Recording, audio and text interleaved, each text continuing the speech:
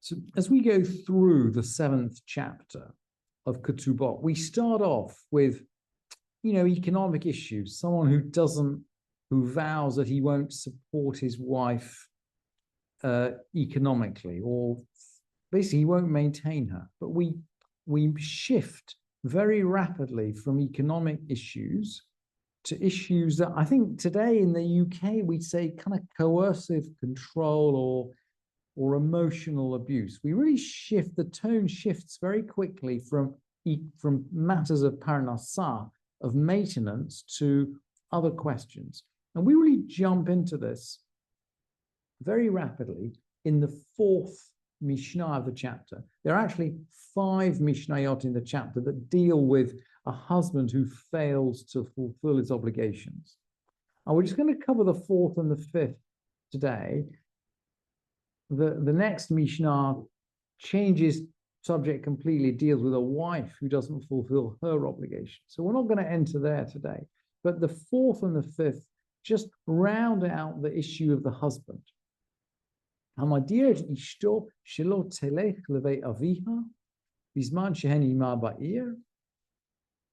Someone who vows that his wife shouldn't go to her father's house. So this really does feel like coercive control.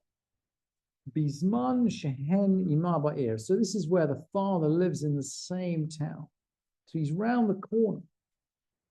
And the Mishnah rolls chodesh echad yekayem u'shnayim yotzi ve'yitein ketubah. He can hold on for 1 month, but for 2, he has to divorce her and give her a ketubah. He can't hold this out basically more than 1 month, or certainly up to 2, he has to give her ketubah. Bisman shehen ba'ir acheret. What about if the father lives in a different town? So bisman shehen ba'ir acheret, if they live in a different town, regel echad, 1 festival. Or regel echad yikayem u'shnayim yotzi v'yitein ketubah. He can hold on for 1 festival, but for 2 he must divorce her and give her a ketubah. So the assumption seems to be that they would travel on festivals, but they might not travel at other times. So, okay, he can hold on for 1 festival, but for 2 festivals, marriage is in breakdown at this point. He has to divorce her and give her a ketubah. What about someone who stops his wife going around towns? This is not to the house of her father, but much more generally. And by the way, this Mishnah reminds us of a ruling in the Rambam, in Hilchot Ishut. The Rambam says, a husband shouldn't keep his wife locked up, and he should let her go out every so often, say every month. And then he brings various examples, and the examples he brings are these examples from the Mishnah of a house of mourning or a house of feasting, or actually the house of her parents.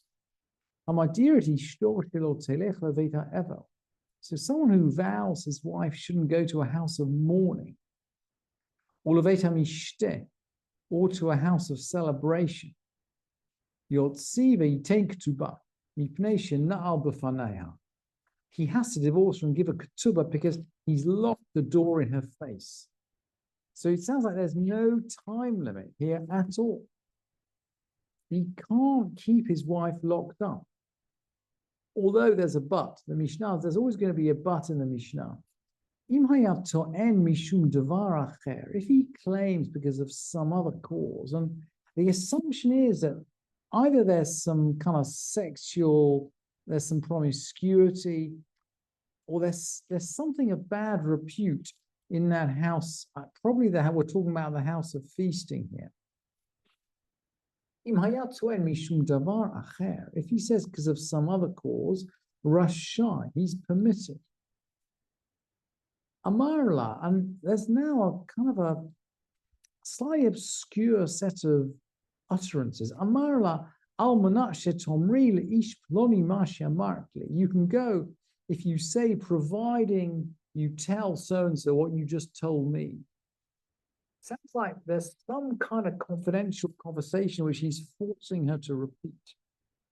Or Masha Amarti Lich, or what I have told you. You have to repeat what I have told you. There's something disreputable going on here. We're not quite sure what it is. Or you'll fill and pour out in the garbage. He has to give her a divorce and give her a ketubah. And the Bartanura actually explains a little bit, locked in her face. This is the house of feasting, or the house of mourning. Delet shel smecha v'harasat yagon. The door of joy and the removal of sorrow. I think this is the feast. Because I forgot to say, uleveta evel noel b'faneha, and in terms of the house of mourning, he locks it in her face.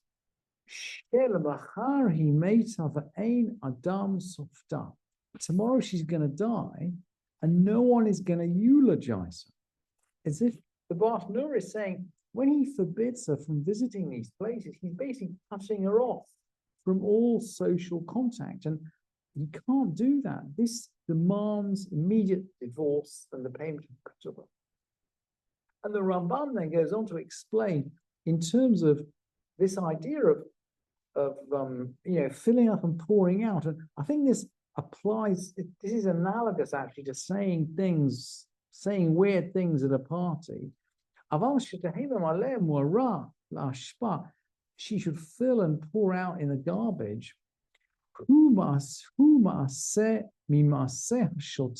This is a deed of someone who's crazy. It's the kind of thing mad people do. And well, shotim are kind of simple people, and meshugaim are mad people. And this means to say, kol zman sheyachrich ota shetaseh ma'asim shetechashev ba'asyatan shehi shota.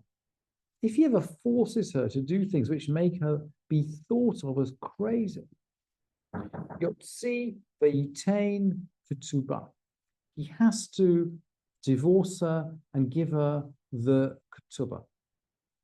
So at this point, we seem to be saying he's past the boundaries of any reasonable marital behavior, and there's no grace period. He has to divorce her.